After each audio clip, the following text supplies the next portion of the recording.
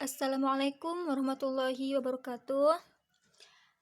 Ismi Tika Samsyatur Rahmah. Ana min qismil lughatil arabiyyah ar-rabi'ah al-alif.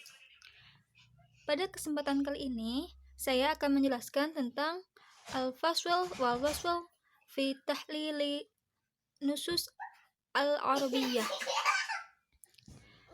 Oke, yang pertama kita jelaskan dulu tentang definisi al-fasl. Al-fasl secara lugat atau bahasa mempunyai makna al-infisal dan wal-qata, yaitu memisahkan, menyapih, memotong. Sedangkan secara istilah adalah al-faslu huwa tarku atfin jumlatan ala ukhra, yaitu meninggalkan penggabungan atau ataf pada jumlah antara yang satu dengan yang lainnya. Dengan kata lain di sini, fasal itu menghubungkan antara dua kalimat tanpa menggunakan huruf ataf atau meninggalkan huruf ataf atau huruf-huruf penghubung lainnya. Nah, di sini al-fasl itu dibagi menjadi 3 bagian, yaitu yang pertama kamali ittisal, yang kedua kamali inqita, dan yang ketiga adalah syibhu kamali ittisal. Kamali ittisal menurut bahasa yaitu hubungan yang sempurna. Kamali ittisal ini jikalau pada dua kalimat yang mempunyai kesamaan yang sempurna, di mana jumlah kedua merupakan taukid atau bayan atau badal dari jumlah yang pertama. Untuk kamali inqita yaitu pemutusan sempurna atau pemisahan yang sempurna, di mana kedua jumlah tersebut berbeda bentuknya dalam hal khobarnya atau insyanya.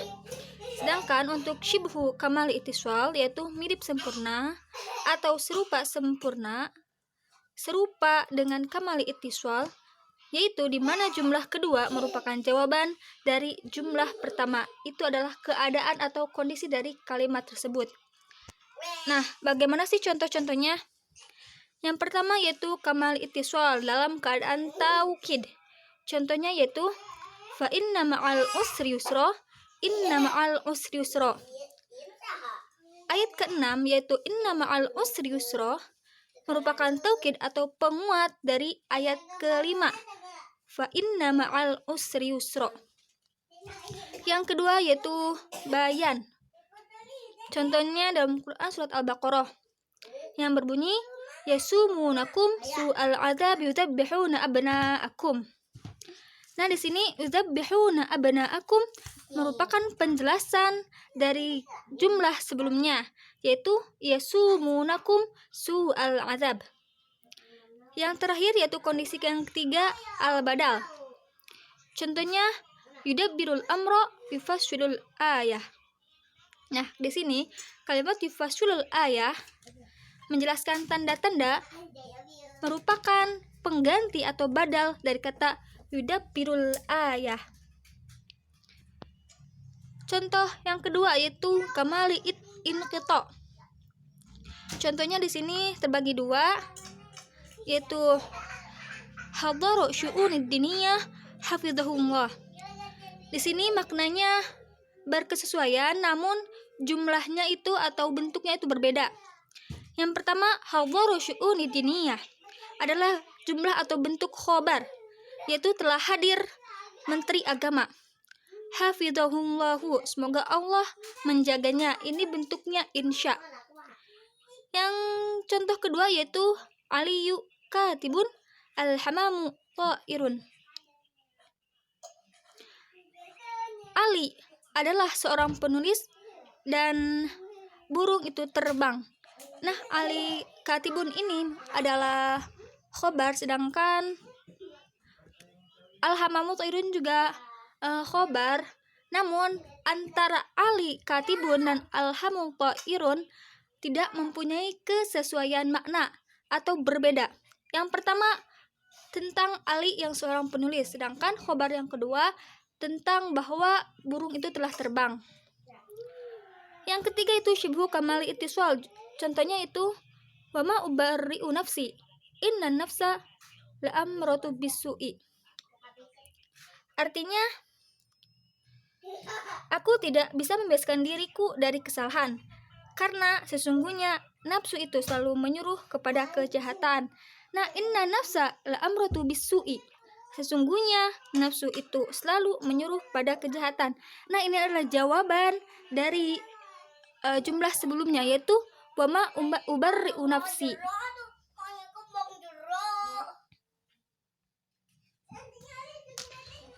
Yang kedua adalah waswal. Definisinya secara lugat atau bahasa adalah al-ittisal wal jam'u, yaitu menghubungkan, menghimpun atau mengumpulkan. Sedangkan secara istilah adalah al-waslu wa atfu jumlatan ala ukhra bil wawi, yaitu menggabungkan dua jumlah atau antara jumlah satu dengan jumlah lainnya dengan menggunakan huruf atop wawu. Nah, di sini ada 3 ketentuan tentang wasl ini. Yang pertama, dua jumlah yang berbeda jumlahnya, namun jika dipisahkan maknanya tidak jelas. Maksudnya di sini adalah ada dua jumlah.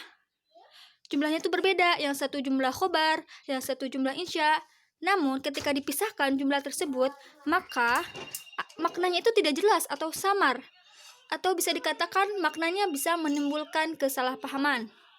Contohnya seperti jawaban dari pertanyaan hal hunaka ayyu syai'in yumkinu al-musa'adah, atau artinya ada yang saya bisa bantu.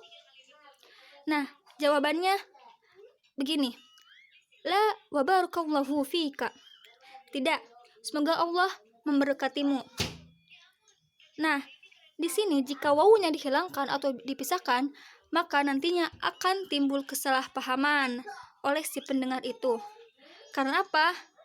Karena dia atau si pendengar itu akan menyangka bahwa orang itu, si mutakalim itu yang berbicara itu, sedang mendoakan buruk kepadanya. Yang kedua adalah terdapat kesamaan bentuk jumlahnya, yaitu jumlah khobar atau insya, dan juga ada kesesuaian makna. Contohnya di sini yang jumlahnya khobar, yaitu innal abrara lafi na'im wa innal fujjara lafi jahim. Nah, kedua jumlah ini dihubungkan dengan huruf atop wawu dan dua jumlahnya sama, yaitu sama-sama jumlah khobariyah. Sedangkan untuk jumlah insyanya saya tidak tulis di sini, namun saya akan berikan contohnya, yaitu wa'budullaha wa la tusyriku bihi syai'a. Itu untuk contoh jumlah yang insyaiyah. Yang ketiga, yaitu yang terakhir, adalah memiliki kedudukan i'rab yang sama. Contohnya yaitu wallahu yuhyi wa yumit. Allah lah yang telah menghidupkan dan juga Allah yang mematikan. Yuhyi wa yumitu. Yang pertama, yuhyi adalah khobar, sedangkan yumit adalah atop dari yuhyi. Nah, kedua jumlah ini berbeda. Yang pertama khobar, yang kedua atop kedudukannya, namun i'rabnya sama, yaitu sama-sama rofa, dihubungkan dengan huruf atop. Nah, sekian penjelasan dari saya. Mohon maaf atas segala kesalahan dan kekurangannya. Assalamualaikum warahmatullahi wabarakatuh.